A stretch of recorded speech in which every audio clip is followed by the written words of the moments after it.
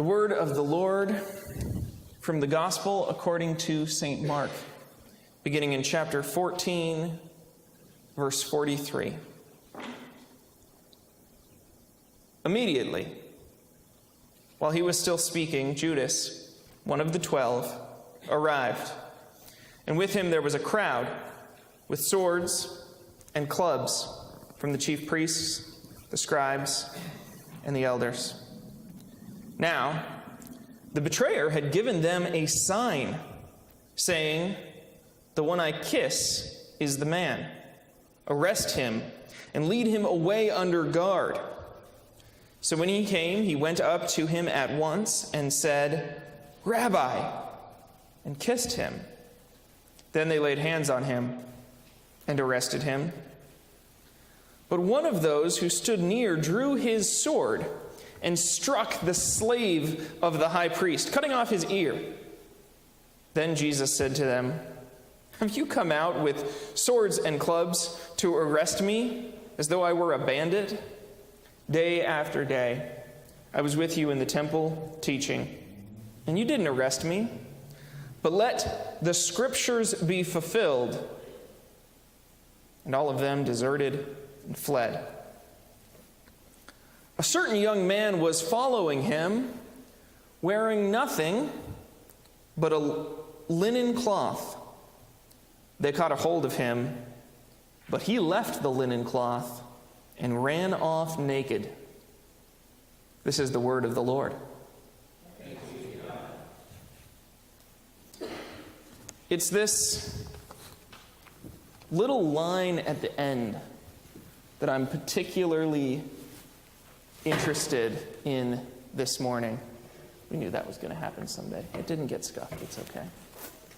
Bonnie isn't here this morning, so you'll have to tell her for me that I gave her a hard time. When we were at Rubio's this week, she was telling me I should start my sermons with a joke. You know, good public speaking practice is you start with a joke. So for Bonnie's sake, I want to say that 2 weeks ago, we did a sort of different liturgical experience where we tried acting out the reading in the center aisle.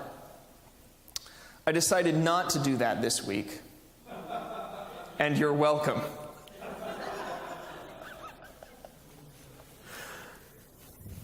But we did put Naked Disciple in our bulletins. And we did, if you notice, have it out on the sign on Parr Street all week. Come to College Park Presbyterian Church, you can hear about the naked disciple, because we're talking about the naked disciple. And I do want to talk about it, and I want to grow some curiosity about it, because it's a little awkward. Both the experience of the disciple and the discussion about the passage. So these two verses, a certain young man was following him wearing nothing but a linen cloth. They caught a hold of him, but he left the linen cloth and ran off naked, is one of the few things that are only in Mark. Now, we've talked a lot about things only in Mark in this series as we've gone for 12 weeks through Mark, 10 so far. This one's strange because the other Gospels record everything else about this incident. In fact, they all record it in more detail. Matthew includes, he plagiarizes Mark. Plagiarism wasn't, a sin back then. There wasn't an intellectual property understanding, but he has it almost word for word all about Judas, but then he cuts this little portion about the naked young man.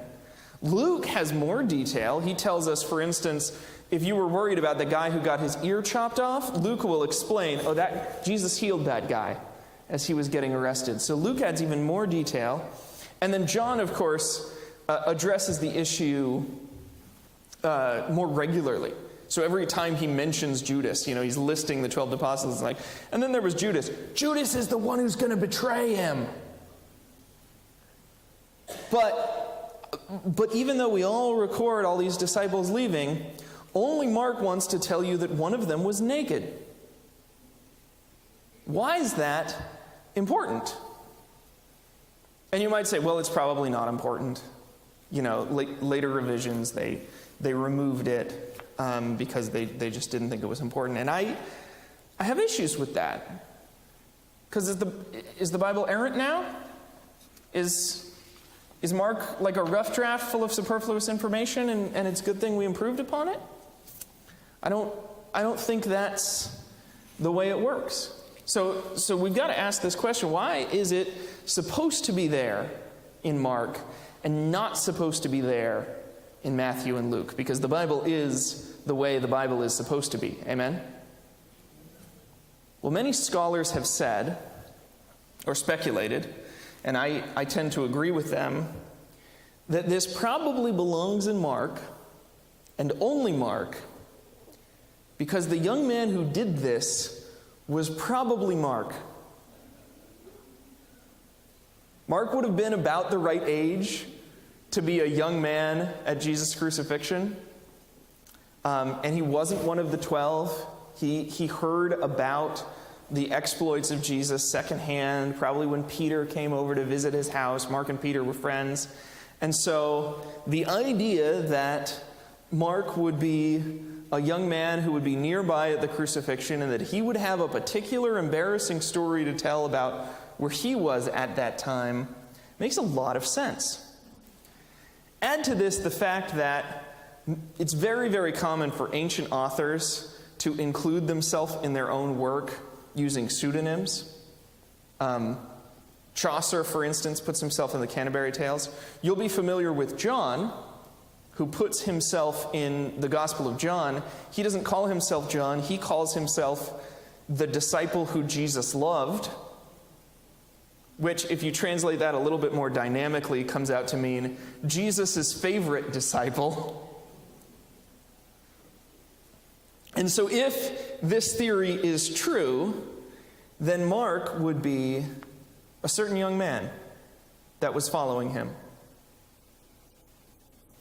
Disciple who Jesus loved, a certain young man that was following him. That tells you a great deal about the temperament of John and Mark. By the way, this is just a quick aside. They call this method of interpretation heuristic analysis. Heuristic analysis, it's a really fancy word. You can tell someone, I'm utilizing heuristic analysis of the text, and you sound really smart. What that means is that you pick the best interpretation because that interpretation seems good. That's what heuristic analysis means. The thinking is that if the Bible is inspired, we believe that the Bible is inspired, then the sort of interpretation that sounds like it would come from an inspired text is probably the interpretation you want to go with. Right? So if we think through and we say, okay, here's the hypothesis, let's follow this, where does it lead? Does it lead to more Holy Spirit juice? Then that's what we do. That's heuristic. So, let's go with this. It seems like there's some potential here with the, revelatory of John. What would it mean if this were true? If this naked disciple were Mark? Well, it means that Mark is peeking out from behind the text at us. That in the middle of the arrest narrative, Mark is just coming out from behind a tree and saying, hey, it's me. And it means that Matthew and Luke respect that. They say, okay, that was cute, Mark. Good job. And I'm going to have my own way of introducing myself in the text, right? Luke never names himself, but he has these we portions of Acts where we go out instead of Paul goes out. And so you're like, oh, Luke was there. Right? And of course, Matthew is in Mark's text, so Matthew, by including Mark, includes himself.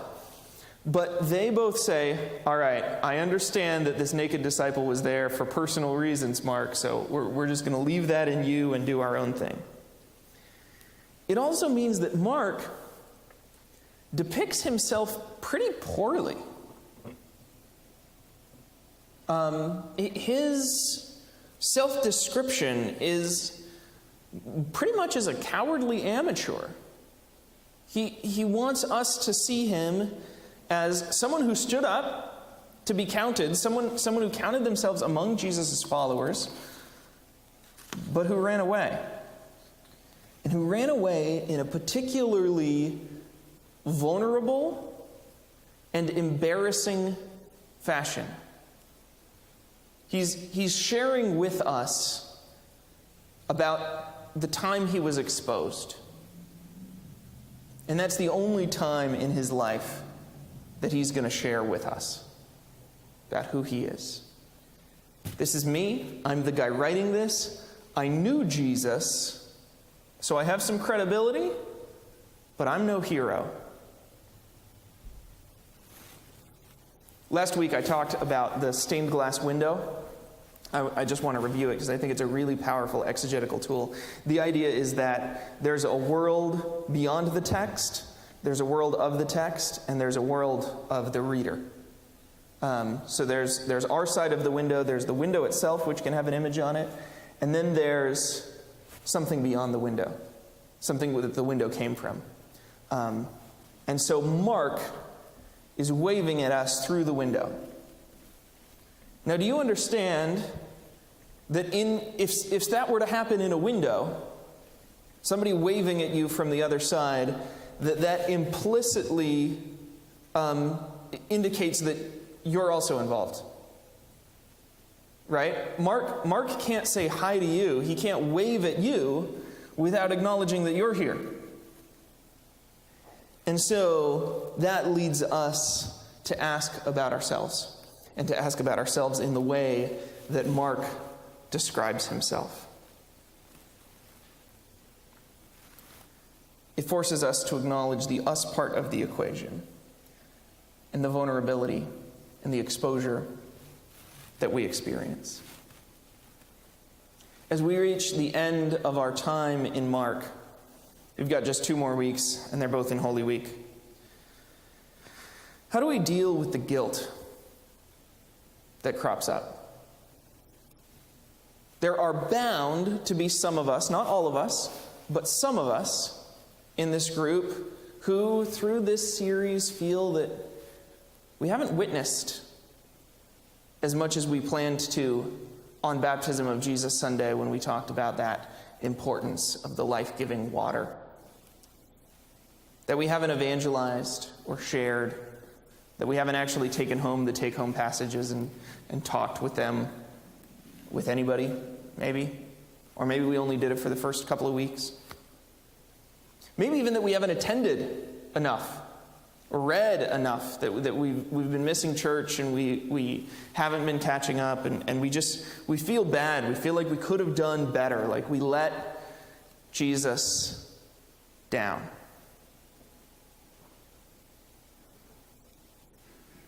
We might even feel a little bit like Judas.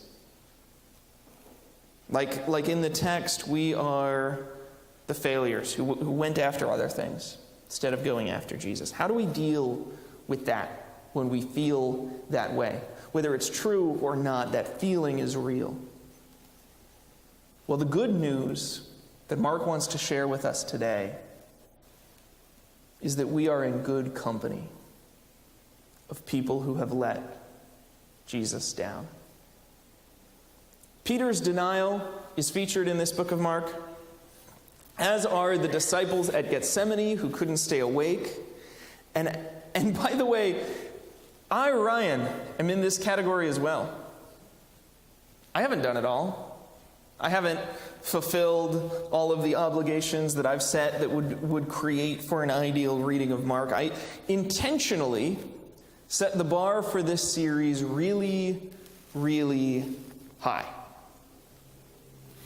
Knowing that it would be a little weird to send you home with passages to discuss with people, and especially non-Christians, and knowing that you hadn't done that before, not because I expected all of us would actually do it. I mean, if we did, that would be amazing. That wouldn't be a problem. But because I think it's important for us to try something hard. And for us to normalize the idea of talking and sharing and engaging at home and hearing from places that aren't the front of this church. And if you did, awesome. and you studied at home, and you read the passage, and your life was transformed, and your reading of Mark was blessed more fully than if you just listened to me, that's wonderful. And if you ministered to other people, and you talked with homeless people, and you engaged in ways that you had every opportunity to, if you followed Christ to your fullest, you might have, and that's great. And if you feel a bit down on yourself, like, man, if I had it to do it over again, I would do better, that's okay too. That's what it means to be a disciple. To be a disciple is to be a student. It's to be a person who tries and fails, and to try again and fail again. Maybe to fail faster the second time, to figure out. And to trust in God to cover the consequences. To dust ourselves off and fall back into the loving arms of our Father.